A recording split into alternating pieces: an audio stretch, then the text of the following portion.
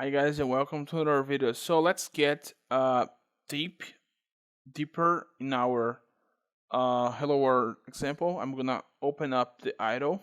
If you don't know, idle is a program that comes with Python. Okay, so if you type idle on the Windows search, we're gonna see this. Okay, so it's actually very similar to a shell. So I'm gonna increase the font a little bit. 18 is good. So you could use this to write your code. Um, I usually use other tools to do that, but if you wanna try something out, this is definitely an option. Okay, so let's write our print hello world again, just to remind what we did in the last video. So this is the what it did in the last video. Okay, hello world.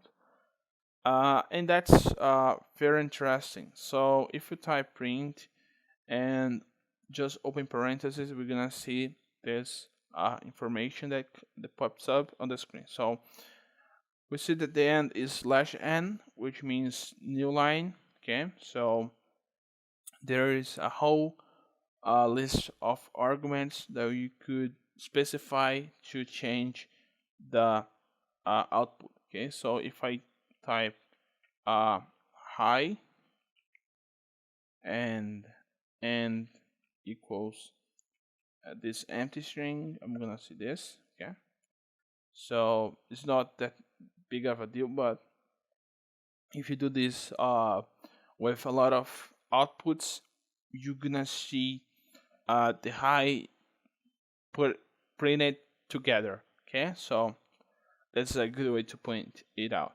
So this is how we make the print function. So let's just try something differently or different. So I'm gonna print my name, which is Pedro, and you guys will see my name. So you could print numbers, if you will. 25. You could print, let's say, um, anything, I guess. But this function needs to infer a type. If I type, for example, uh, stuff, it's gonna throw an error because stuff is not defined. Okay, so everything that we pass to this function needs to be something. Okay, so stuff is nothing actually. We don't have nothing uh with stuff name. So that's pretty much for this video, guys. In this next video, I'm gonna talk about data types. We're gonna get into data types. So stay tuned and see you guys next time.